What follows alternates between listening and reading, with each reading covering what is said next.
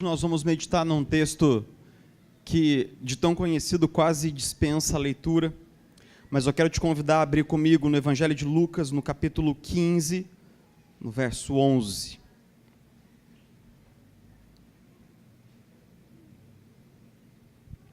Lucas, capítulo 15, verso 11.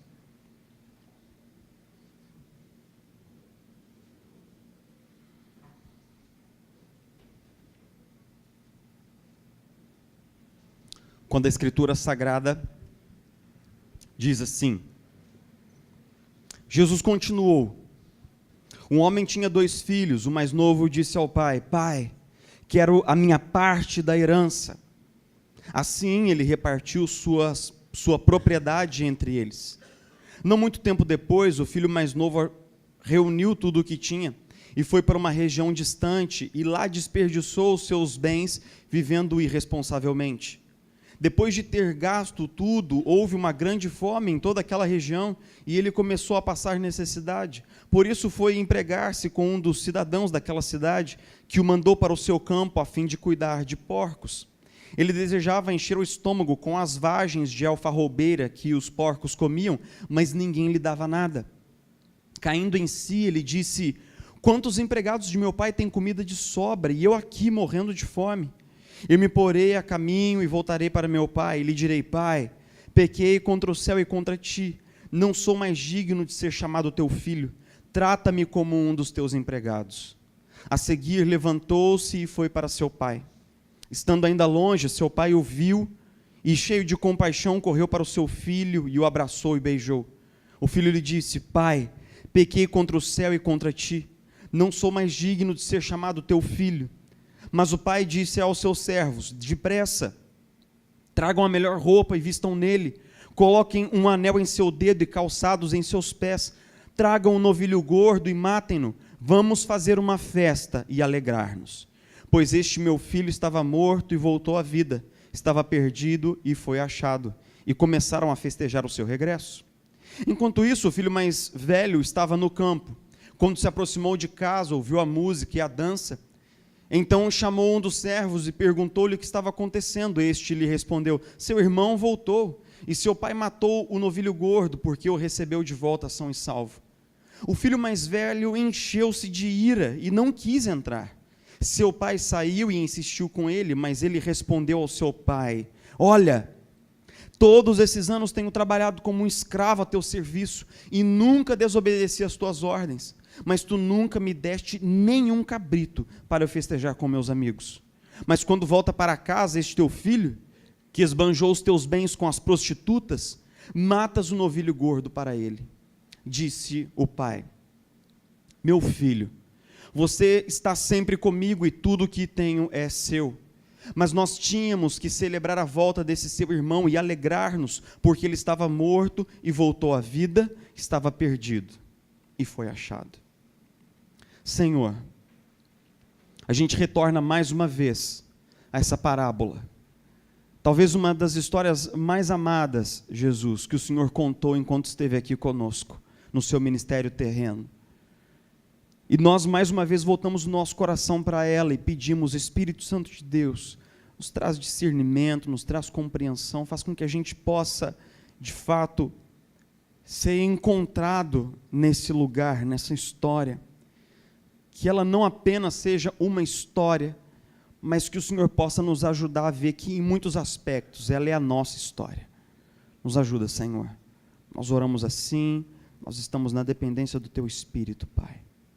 Na dependência do Teu Espírito. Amém. A semana passada nós conversamos que é até difícil de calcular o tamanho do impacto que a figura paterna tem na vida de uma criança. É difícil da gente dizer até onde vai, até onde se enraiza o impacto gigantesco da figura paterna na formação de uma criança.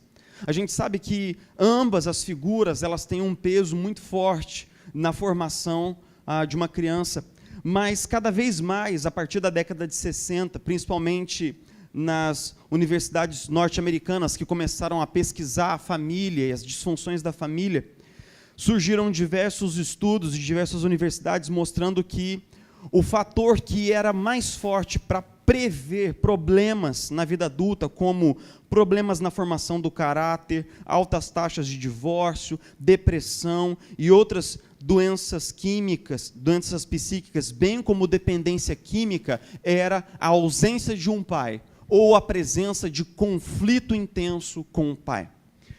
Geralmente, as crianças que vinham de lares em que não havia uma figura paterna, ou que havia uma luta com um pai disfuncional, essas crianças tinham uma taxa de risco enormemente maior do que as outras crianças.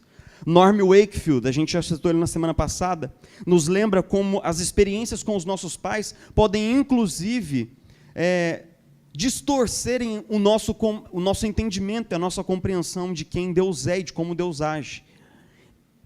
Ele diz assim, abre aspas, é muito comum as crianças pensarem que Deus as avalia da mesma forma que seus pais as consideram. Se o pai é amoroso, cordial e protetor, elas tendem a criar uma imagem mental de um Deus amoroso, cordial e protetor. Mas se o pai é visto como frio, indistante e ocupado com outras coisas mais importantes, elas desenvolvem esse senso de que Deus é inacessível e não tem interesse nelas como indivíduos. A gente sabe que esse é um mecanismo muito bem documentado em toda a literatura psicológica desde o século passado, o mecanismo da projeção. Nós projetamos em Deus nossas experiências familiares, especialmente aquelas que nos magoaram, que causaram dor, que marcaram a nossa história.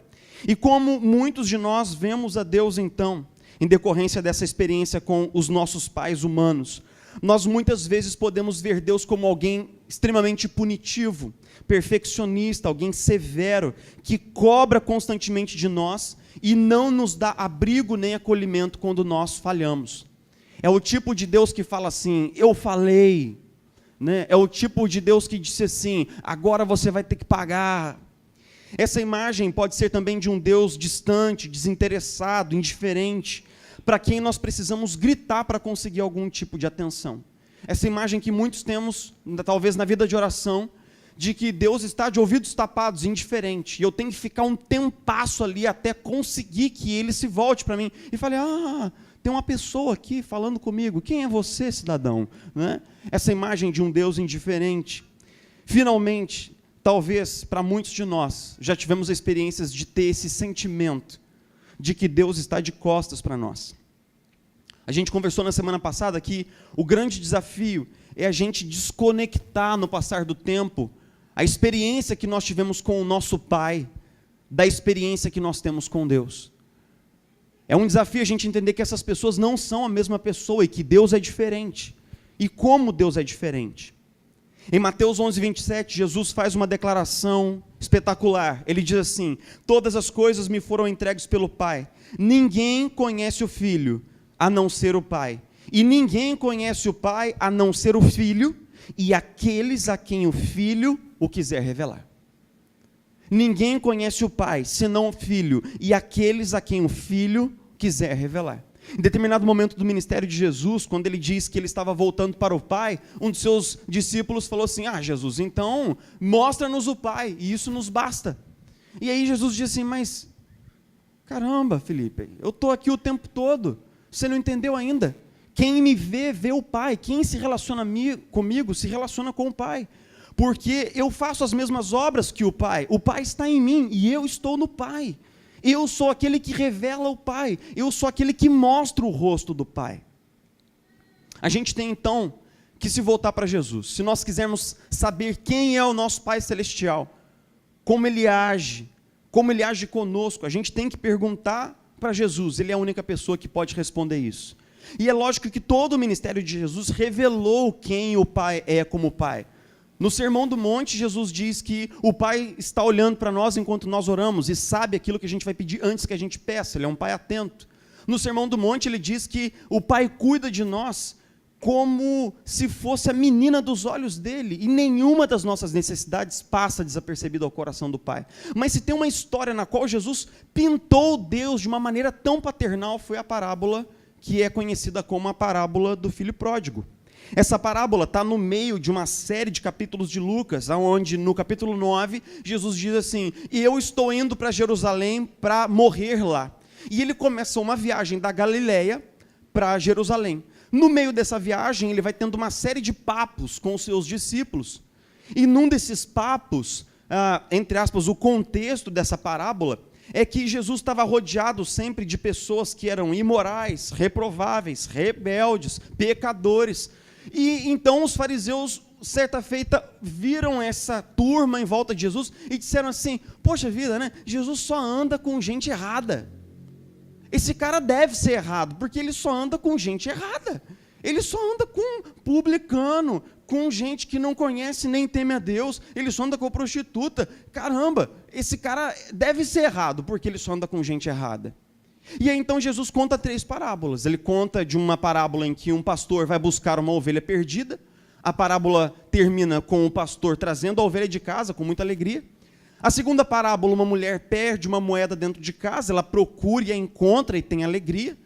E Jesus então começa a expandir o sentido dessa parábola, de alguém que procura algo perdido e que é importante para ele, quando ele começa dizendo assim: era uma vez uma família que tinha um pai e 2 filhos. E a gente, obviamente, vai fazer 2 movimentos aqui hoje à noite. A gente vai recontar a parábola pela perspectiva dos filhos, depois a gente vai contar a parábola pela perspectiva do pai. O que é que essa parábola revela sobre os filhos? O que é que a parábola revela sobre os pais? Bom, a primeira coisa que a gente vai fazer é olhar os movimentos dos filhos. O que os filhos fazem na parábola? Bom, esse cara tem 2 filhos. A gente sabe que ele tinha um filho caçula. O filho caçula, certo dia, chegou para ele e disse assim: pai, eu quero a minha parte da herança. Cara, isso no Oriente Médio, próximo, antigo, era uma coisa inimaginável de um filho dizer para o pai. Porque era equivalente a dizer assim: é o seguinte, pai, eu estou esperando, mês a mês, ano a ano, você morrer, para eu pegar a herança. Mas você não morre. E tem um problema aí, porque você não morre, eu não pego a herança. Então vamos fazer assim: me dá a herança, cara, e depois morre. Faz o que você quiser, a ordem dos tratores não altera o produto. Então me dá a herança e eu vou embora. Note como isso é extremamente desrespeitoso, agressivo, rude, violento, tudo que você puder imaginar contra o pai. Mas o pai dá a herança. O texto diz que ele repartiu as propriedades entre os seus 2 filhos. No mundo antigo, o primogênito sempre recebe o dobro de herança dos outros filhos. Então o filho mais novo pegou suas posses, pegou o equivalente daqueles bens em dinheiro, o que provavelmente fez com que o pai tivesse que vender terras e bens e gado para transformar aquilo em dinheiro, para dar o dinheiro ao filho. Ele pega o dinheiro e vai para longe do pai. Note que na sequência da parábola, o filho em nenhum momento se lembra do pai. Em nenhum momento ele pensa na dor do coração do pai, em nenhum momento ele avalia as coisas pela ótica do pai. Ele simplesmente pega o dinheiro e mete o pé jacaré. Ele chega numa terra distante, ele gasta tudo, a fome se instala, e só quando ele está passando fome, ele pensando nele e não no pai, se lembra do pai. Não porque ele fale assim: nossa, cara, eu mandei muito mal com meu pai, né? Eu fui muito ridículo, cara. Eu fui muito ruim. Não, ele fala assim: poxa vida, por que eu estou passando fome aqui, se na casa de meu pai tem comida? Eu vou para lá, pelo menos trabalho como empregado. O que dá a impressão que em todo o tempo, o filho novo, ainda que falido e quebrado, ele não deixa de pensar em si como sendo a única coisa que existe no mundo. Mas ele volta para casa. E na sequência da parábola, ele é recebido pelo pai. E o pai, então, readmite o filho no seio da família e faz uma festa. E aí, novamente, o pai se lasca. Por quê? Porque está lá a festa, o novilho, churrasco, né? Imagina só Robson fazendo aquele churrasquinho de almoço, né? Imagina o Beto cortando o bifinho bem fininho, do jeito que ele sabe fazer. Aquele churrasco da Igreja Presbiteriana do Barreto, maneiro, todo mundo lá, gostoso, legal. Aí, de repente, você descobre que o seu filho mais velho não entrou na festa, mas está lá na porta, numa atitude crítica, carrancuda, com a cara ruim, numa crítica aberta e afrontosa ao pai. Então o pai faz aquilo que é indigno para ele, abandona o seu posto de anfitrião de uma festa e vai falar com o filho. E fala assim: filho, vamos entrar para a festa. Aí é que a coisa realmente piora muito. Por quê? Porque a maneira como no hebraico, né, usando o aramaico antigo, a expressão que é traduzida aqui para o grego, é uma expressão muito rude. Esse olha, que é a tradução da NVI, é do tipo: escuta aqui. É como se o filho estivesse colocando o dedo na cara do pai, falando assim: escuta aqui, seu miserável. Esse seu filho, ele não chama o irmão de meu irmão, ele fala assim: esse seu filho que foi embora, gastou tudo com prostituta, liquidou os bens da família, a gente já dividiu tudo aqui em casa, a gente empobreceu um bocado, e você readmite esse cara sem me consultar, porque agora eu vou ter que redividir a herança com ele. Agora o pouquinho que ficou na minha mão vai ser mais pouco ainda, porque ele foi readmitido na família. Você acha que você tem o direito de fazer isso? Quem que você acha que é? Mais ou menos esse é o tom com que o filho mais velho se dirige ao pai. É por isso que, no livro que a gente já estudou aqui na comunidade, O Deus Pródigo, do Timothy Keller, ele diz assim: embora as atitudes dos dois filhos sejam muito diferentes e muito distintas, sob o capô, olhando no coração, eles eram a mesma pessoa. O filho mais novo não queria saber do pai, só queria aquilo que o pai podia dar. O filho mais velho tampouco queria saber do pai, só queria aquilo que o pai podia dar. Mas o filho mais novo conseguiu isso sendo rebelde e afrontoso. E o filho mais velho queria a mesma coisa, mas sendo obediente, temente e servil ao pai. No final das contas, nenhum dos dois queria o pai. Eles não amavam o pai. Se tem um título bom para essa parábola, era a parábola do pai que amava seus filhos, mas não era amado por nenhum deles. Jesus mostra uma verdade que permeia toda a Escritura. Os seus filhos, os filhos do Eterno, são filhos que dão as costas ao seu pai. É basicamente essa a história de Gênesis. Deus nos criou como seus filhos, nos fez a sua imagem e semelhança, mas Deus nos deu uma escolha. Era isso que a árvore do bem e do mal representava no jardim. Deus disse assim: Adão, eu te criei para ter um relacionamento pessoal comigo, porque eu te amo. Mas o seu amor, para ser amor, tem que ser livre. E para ser livre, você tem que ter uma escolha. E para você escolher, eu vou deixar essa árvore aqui. Se você quiser ficar em casa e me amar, não coma do fruto. Mas se algum dia você quiser ir embora, me rejeitar e dar as costas para mim, então coma do fruto. A árvore do bem e do mal não é outra coisa, senão Deus dando a escolha para o homem de amá-lo ou rejeitá-lo. E nós conhecemos o final da história. Nós conhecemos a dor no coração de Gênesis, quando, na geração de Noé, o texto diz assim: o Eterno viu que a maldade do ser humano tinha progredido muito, estava fora de controle. Desde cedo até de manhã, até à noite, as pessoas só pensavam no mal e só maquinavam a maldade. O Eterno lamentou ter criado o ser humano. Deus estava realmente triste. Não apenas os filhos do Eterno deram as costas para ele, como deram as costas para ele e foram embora, e não olharam para trás. Em 1 Samuel nós vemos que o povo de Israel, que foi trazido do Egito, foi salvo pelo Senhor, em determinado momento pede um rei. E aí Samuel vai conversar com Deus, e Deus fala assim: tudo bem, Samuel, não é a você que eles estão estão rejeitando a mim, para que eu não governe sobre eles. É por isso que em Isaías, capítulo 1, versículo 2, Deus diz assim, por meio da boca do profeta: tive filhos e os criei bem, mas eles se voltaram contra mim. O boi sabe quem é o seu dono, o jumento conhece a mão que a alimenta, mas Israel não. Meu povo virou as costas para mim, deram as costas para o santo de Israel. Eles foram e nem sequer olharam para trás.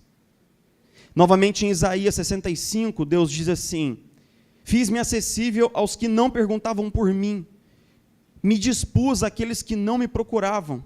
Uma nação que não clamava pelo meu nome, eu disse: eis-me aqui, eis-me aqui. o dia todo permaneci com os braços estendidos a um povo obstinado, que anda por suas inclinações. Esse texto de Isaías é como se Deus gritasse por Israel, ficasse o dia inteiro de braços abertos, esperando Israel voltar para casa, mas Israel nunca voltou. É engraçado que, quando a gente lê essas narrativas, é muito comum a gente pensar que elas falam sobre Israel. É muito comum a gente pensar que ela fala sobre o filho pródigo, mas não é verdade. Essas narrativas falam sobre nós. Falam sobre a maneira como nós não damos lugar a Deus na nossa vida diária.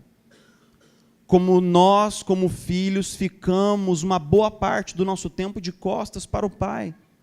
A maneira como nós excluímos Deus, por exemplo, das decisões importantes que nós tomamos como família. A maneira como nós excluímos a Deus da criação dos nossos filhos. A maneira como nós excluímos Deus na procura vocacional. A maneira como nós excluímos a Deus na procura por um namorado, por uma namorada. É como se o pai perguntasse: e aí, o que está acontecendo? O que você está fazendo na vida? E nós respondêssemos assim: não é da sua conta. Não é da sua conta. O que eu faço nos negócios, o que eu faço em casa, o que eu faço no meu casamento, não é da sua conta. Em segundo lugar, nós podemos ser o filho que se rebela frontalmente contra o pai, mas nós também podemos ser o filho mais velho, que não queremos o pai, mas queremos aquilo que o pai pode dar. A gente tem que se preocupar, irmãos, quando a gente serve a Deus, por mais medo do inferno do que por deleite de estar na presença de Deus. O que nós realmente consideramos a coroa gloriosa da nossa fé? A relação pessoal que nós temos com o Pai, ou a possibilidade de ir para o céu, nas ruas de ouro, nas esmeraldas, nos diamantes e tudo mais. Meus irmãos, não precisa nem dizer que hoje na igreja tem um discurso que obviamente não quer o Pai, mas quer aquilo que o Pai pode dar. Não quer o Pai, mas quer aquilo que o Pai pode dar. A primeira conclusão que Jesus nos faz chegar é o seguinte: nossa experiência comum é de que não é Deus que está de costas para nós, como muitas vezes nós sentimos. Não é Deus que nos dá as costas em momento nenhum da vida. Deus nunca te deu as costas. Nunca, jamais. Mas nós frequentemente damos as costas ao Eterno. Nós frequentemente damos as costas ao Eterno. Pelo lado do Pai, a história é contada mais ou menos assim. O filho vem ao pai e diz tudo aquilo que eu já disse para vocês: eu quero a minha parte da herança. No Oriente Médio, não havia nenhum mandamento que obrigasse o pai a dar para o seu filho nada, senão uma bela de uma coça de vara de marmelo. Ah, você quer a herança minha? Então tá bom, chega aqui. Aqui, para os dois guarda-costas, segura esse moleque aí, que agora eu vou ensinar para ele uma lição que eu deveria ter ensinado antes. É isso que um pai típico faria com um filho que fosse tão rude. Mas o pai faz o quê? Ele simplesmente vende o que tem e dá ao filho.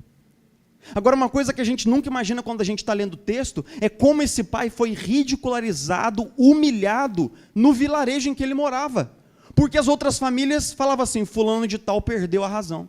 Você viu o que ele fez? Ele deu a herança dele antes de morrer. Esse pai não somente foi afrontado pelo filho, humilhado pelo filho, não somente teve o seu rosto cuspido pelo filho, mas sofreu uma afronta social, uma humilhação social, e, no entanto, todos os dias, depois que o filho foi embora, o pai se assentava do lado de fora, numa cadeirinha, e olhava para o horizonte, dizendo assim: talvez seja hoje. Talvez seja hoje. Uma hora ele vai cair em si. Uma hora ele vai voltar, cara. Aquele menino foi muito amado. A grande pergunta que nós fazemos é: por que o pai deixou o filho ir embora? Porque não havia outro jeito do filho descobrir o quanto ele era amado, senão indo embora. Mesmo afrontado, mesmo humilhado, o pai espera e um dia o filho volta. O texto diz assim: quando viu o filho ao longe vindo no horizonte, esse pai perdeu a cabeça, ficou maluco, teve um ataque de insanidade e fez o que nenhum homem de respeito do Oriente Próximo Antigo faria. Ele levantou as túnicas e correu. Nenhum homem de respeito no Oriente Próximo Antigo podia correr em público. Era uma rigorosa etiqueta social. Nenhum pai de família deveria mostrar as canelas. Os jovens podiam correr, as crianças podiam correr, até as mulheres podiam correr, mas um homem de respeito jamais corria em público. E o que esse pai fez? Ele levantou as túnicas, foi correndo na direção do filho, abraçou e beijou o filho e disse assim: que haja música, que haja festa. Meu filho estava morto, agora está vivo. Ele manda matar o melhor gado que tem, faz um churrasco. E é novamente afrontado, agora pelo filho mais velho. O filho mais velho que é rude com o pai, é desrespeitoso com o pai. Revela claramente que não tem interesse no pai, mas está bravo com o pai porque o pai concedeu bens ao filho mais novo. E o pai, que poderia simplesmente falar: aqui, você quer saber de uma coisa? Eu estou te tirando do testamento agora, vai embora. Porque o pai tinha autoridade para fazer isso. Ele fala: não, meu filho, não faça assim. É preciso que a gente celebrasse. Você vê como é que até com o filho mais velho, que é tão rude, deselegante, deseducado, o pai é paciente, o pai é cândido, o pai é amoroso. É esse pai que Jesus revela. É esse o pai que Jesus mostra. Um pai que é amoroso, que é compassivo, um pai que aguenta com paciência a nossa rejeição, um pai que permanece de braços abertos, um pai que deseja amizade, intimidade com seus filhos e um pai que vai até as últimas consequências para trazer seus filhos de volta para casa. Talvez você diga assim. Certo dia eu estava lendo essa história e eu fiquei, a gente espera assim que alguém que lê essa história fique feliz, né? E eu fiquei triste. Foi uma das poucas vezes que eu chorei copiosamente lendo a Bíblia. Fiquei muito triste, meu coração ficou sangrando de tristeza. Porque eu falei assim: cara, que inveja desses moleques aqui. Que inveja. Como seria bom ter um pai assim. Como é bom, deve ser bom ter um pai para quem a gente pode voltar em todo o tempo. Como deve ser bom a gente chegar em casa e o pai correr na minha direção e comunicar para mim que ele está feliz de me ver, de me encontrar. Como deve ser bom ter um pai em quem eu possa confiar, com quem eu possa abrir meus problemas, pedir conselhos, ter sabedoria. Como deve... Esses dois moleques são sortudos, eles não sabem, cara. Como seria bom ter um pai assim? A boa notícia do Evangelho é que esse pai que você gostaria de ter, você já tem. É isso que a parábola diz. É isso que a parábola diz do princípio ao fim. A parábola diz que o pai revelado na parábola é o nosso verdadeiro pai. Que esse pai que ama, esse pai que é paciente, esse pai que é cândido, que é amoroso, esse pai que vai até as últimas consequências, esse é o pai que nos é dado por Jesus Cristo. Essa é a boa notícia do Evangelho. Paulo, escrevendo aos Efésios, afirma que o pai nos redimiu no Filho e faz com que nós que estávamos longe fôssemos trazidos para perto dele. O texto diz assim: portanto, vocês já não são estrangeiros, nem forasteiros, nem estranhos, mas concidadãos dos santos e membros da família de Deus. O que Paulo está dizendo é que, por meio do Evangelho, nós somos levados de volta para a casa do Pai. E nós podemos ter agora uma experiência com esse Pai. O que nós precisamos? De duas coisas: arrependimento e fé. A Escritura diz que tudo o que Jesus fez para que nós tivéssemos uma experiência de filiação em Deus, de sermos filhos do Pai Celestial. E que isso só é possível se houver arrependimento e fé. Arrependimento do fato de nós estarmos de costas para Deus. Eu sei que durante boa parte da vida, a gente que a gente que traz essas cicatrizes da vida, a gente sente de verdade que Deus está de costas. E um dia foi muito interessante, eu descobri que isso não é verdadeiro. Que o Pai de Jesus Cristo não faz assim, que o Pai de Jesus Cristo não nos dá as costas. Mas que eu dou as costas para Deus o tempo todo. Que eu dou as costas para Deus o tempo todo. E eu e você somos convidados ao arrependimento e à fé em Jesus Cristo. Se tem alguma coisa bonita nas Escrituras, é que Jesus nunca se dirigiu a Deus usando uma palavra que nós usamos o tempo todo. Jesus nunca chamou a Deus de Deus. Em todos os momentos em que Jesus fala com o seu Pai, ou sobre o seu Pai, ele usa duas palavras, uma aramaica e uma grega. Abba, que significa pai no aramaico, uma expressão de carinho, de respeito. E pater, uma expressão grega, que também significava pai, o meu pai. E a gente pode descobrir que ao longo de todo o tecido bíblico, quando Jesus ora com tamanha intimidade, ele ora dizendo, Abba, pater. Como se ele estivesse falando, papai, meu paizinho, meu querido pai, meu pai amigo, meu pai íntimo. Mas houve uma ocasião em que Jesus não pôde chamar a Deus de pai.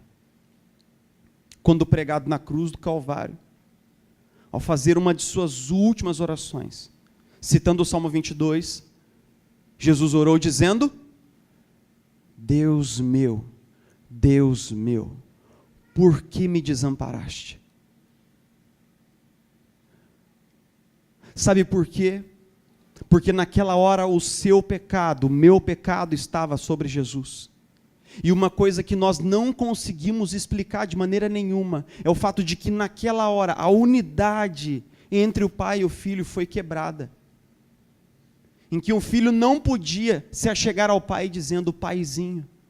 Na cruz, Jesus foi abandonado pelos seus discípulos. Na cruz, Jesus foi traído e negado. Na cruz, Jesus foi cuspido. Na cruz, Jesus foi abandonado pelo seu pai. Não porque o pai o quisesse, nem porque o filho assim o quisesse, mas porque o pecado gera morte. O pecado separa de Deus. E o nosso pecado estava sobre Jesus. Meus irmãos, Jesus teve de perder, ainda que momentaneamente, o seu pai, para que você pudesse saber o que é ter um pai. Para que você pudesse ser levado até a presença do Abba Pai. É isso que Jesus fez por mim, é isso que Jesus fez por você. E eu te convido agora a colocar a sua fé nele com todo o coração, para que você possa voltar para a casa do Pai. Vamos orar todos juntos.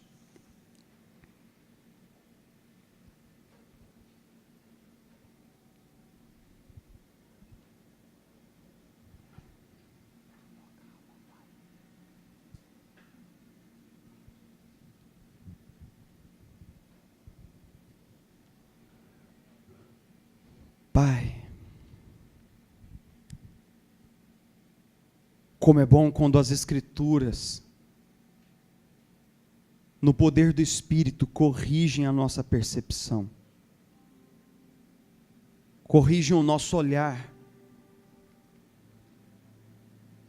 corrigem a miopia espiritual do nosso olhar, corrigem, Jesus, a falta de foco no nosso olhar espiritual. Como é bom calçar os olhos da palavra, Senhor, e ver o seu rosto como ele é. Ver que o Senhor é um Pai que abraça, ver que o Senhor é um Pai que sorri, que se alegra na nossa presença. Ver que o Senhor, quando a gente volta, Pai, para os teus braços, machucado e ferido,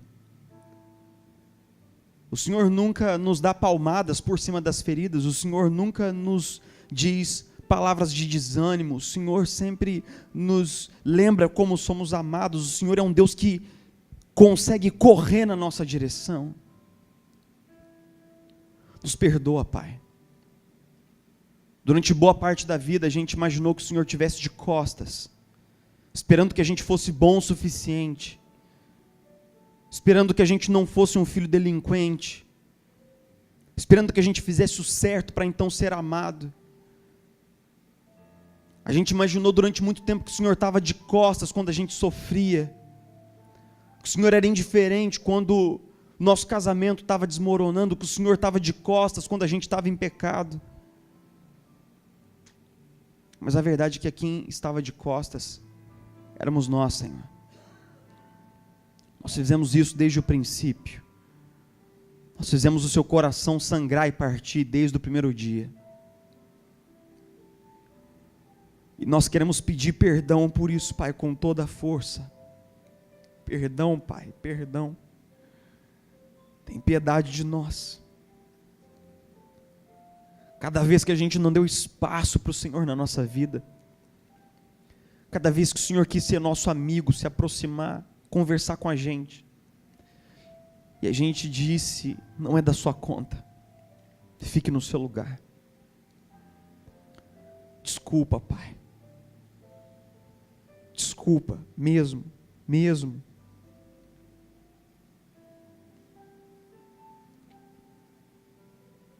Nos recebe em casa, Pai. É isso que a gente precisa de todo o coração. Obrigado, Filho. Obrigado, nosso irmão mais velho, nosso Senhor e Redentor. Obrigado porque ninguém nunca viu o rosto do Pai, ninguém nunca soube quão belo Ele é, até que você nos mostrou, nos revelou.